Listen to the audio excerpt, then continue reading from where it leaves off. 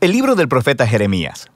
Jeremías fue un sacerdote israelita que vivió y trabajó en Jerusalén durante las últimas décadas del Reino del Sur, Judá.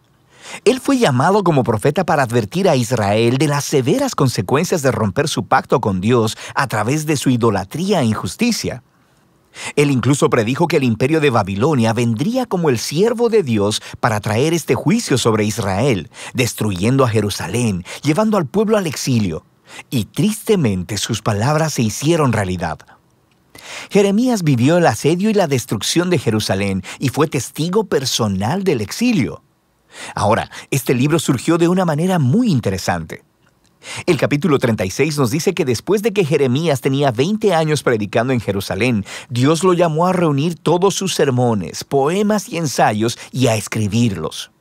Lo cual Jeremías hizo empleando a un escriba llamado Baruch, quien escribió y compiló todo este material en un rollo. Ahora, Baruch también reunió muchas historias acerca de Jeremías y luego unió todas las piezas. Así que esta es la razón por la que el libro se lee como una antología, como una colección de colecciones. Todo ha sido ordenado para presentar a este profeta como un mensajero de la justicia y de la gracia de Dios. Así que el libro comienza con Dios llamando a Jeremías a ser un profeta, y se le da una doble vocación. Él será profeta a Israel, pero también a las naciones, y sus palabras arrancarán y derribarán, pero también edificarán y plantarán. En otras palabras, él acusará a Israel y le advertirá acerca del juicio venidero de Dios, pero también tiene un mensaje de esperanza para el futuro. Ahora, esta introducción resume perfectamente la primera gran sección, los capítulos del 1 al 24. Es una colección de los escritos de Jeremías antes del exilio. Y la idea central aquí es que Israel ha quebrantado el pacto con Dios y violado todos los términos del acuerdo que hicieron, el cual está escrito en la Torá. Y de muchas maneras, ellos adoptaron la adoración a toda clase de dioses cananeos, edificando santuarios a ídolos por toda la tierra.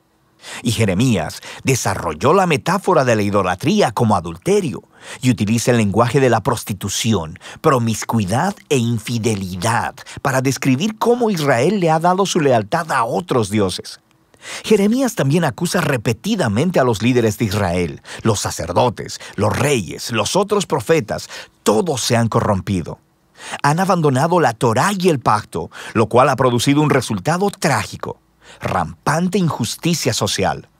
El pueblo estaba aprovechándose de las personas más vulnerables de las comunidades israelitas, las viudas, los huérfanos, los inmigrantes, en clara violación a las leyes de la Torá.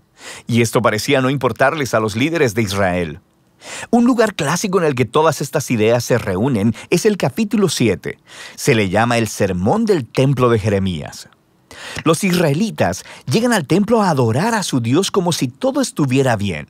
Pero fuera del templo están adorando a otros dioses. Y algunos incluso adoptaron la horrible práctica cananea del sacrificio de niños. Así que Jeremías hace su muy impopular anuncio que el Dios de Israel viene en juicio. Él destruirá su propio templo y castigará a Israel enviando a un enemigo del norte. Este es un ejército que Dios permitirá que conquiste a Jerusalén, y mientras lees, descubres que Él está hablando acerca del gran imperio de Babilonia. Y todo esto nos lleva a una transición en el capítulo 25. Israel no ha regresado a su Dios. Así que en el primer año del nuevo rey de Babilonia, Nabucodonosor, Dios le dice a Jeremías que anuncie que los ejércitos babilonios están en camino a Israel y a todos sus vecinos para conquistarlos y llevarlos al exilio durante 70 años. Él compara a Babilonia con una copa de vino, llena hasta el borde con la justa ira de Dios, por toda la injusticia y la idolatría de Israel. Dios hará que Israel y las naciones beban de esta copa. Ahora, este capítulo es clave para el diseño del libro, porque todo lo que sigue se concentrará en el ataque venidero de Babilonia. Primero sobre Israel en los capítulos del 26 al 45, y luego sobre las otras naciones en los capítulos del 46 al 51. La sección acerca de Israel primero contenía historias de cómo Jeremías rogaba a Israel a arrepentirse, cómo les advertía hasta el último minuto, pero los líderes de Israel continúan rechazándolo. La sección concluye con una gran colección de historias acerca de cómo Jerusalén estaba siendo asediada y eventualmente destruida por Babilonia. y acerca de cómo Jeremías fue perseguido durante todo este tiempo y eventualmente secuestrado y llevado a Egipto en contra de su voluntad por un grupo de rebeldes israelitas. Ahora, justo aquí en el centro, en medio de todas estas oscuras historias de desastre y juicio, tenemos una colección de los mensajes de Jeremías para el futuro de Israel. Él retoma la predicción de Moisés, que después de que Israel hubiera quebrantado el pacto y llevado al exilio, lee Deuteronomio 30, Dios no abandonaría a su pueblo. Más bien, Él renovaría su pacto con ellos y transformaría sus corazones. Jeremías desarrolla esta promesa y dice que Dios un día escribiría las leyes de la Torá, no en piedra, sino en los corazones de su pueblo. Él sanará su rebelión para que ellos puedan un día verdaderamente amarlo y seguirlo completamente.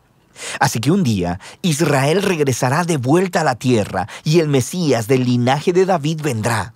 Y en ese momento todas las naciones reconocerán al Dios de Israel como el Dios verdadero. Así que estos capítulos están mostrando que a pesar de la apostasía de Israel, Dios no permitirá que el pecado de Israel tenga la última palabra. Más bien, su propia fidelidad traerá el cumplimiento de sus promesas a pesar de todo.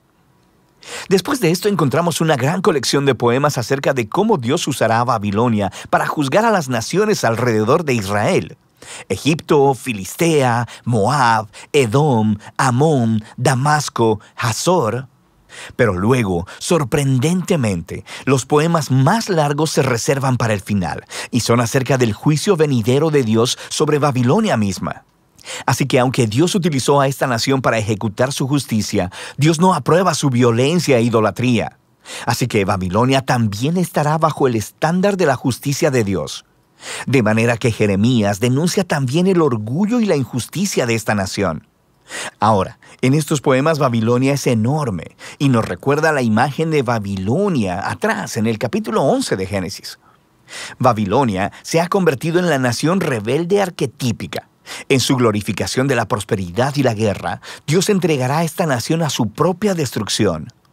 El libro concluye con una historia tomada del final del libro de Segunda de Reyes. Nos cuenta el último ataque de Babilonia sobre Jerusalén, sobre cómo destruyeron los muros de la ciudad, quemaron el templo y llevaron al pueblo al exilio. La historia muestra cómo se cumplieron las advertencias de juicio de Jeremías de los capítulos del 1 al 24. Pero luego, el capítulo termina con una breve historia acerca del rey israelita cautivo, Joaquín, el heredero del linaje de David. Y el rey de Babilonia lo libera de la prisión y le muestra su favor y le invita a comer en la mesa real por el resto de su vida. Y así es como termina el libro. Así que es un pequeño destello de esperanza y nos recuerda las promesas de esperanza de Jeremías en los capítulos 30 al 33. Dios no ha abandonado a su pueblo o la promesa de un rey venidero procedente del linaje de David. Así que, aunque este libro contiene una gran cantidad de advertencia y juicio, las últimas palabras concluyen con una nota de esperanza para el futuro. Y de eso trata el libro de Jeremías.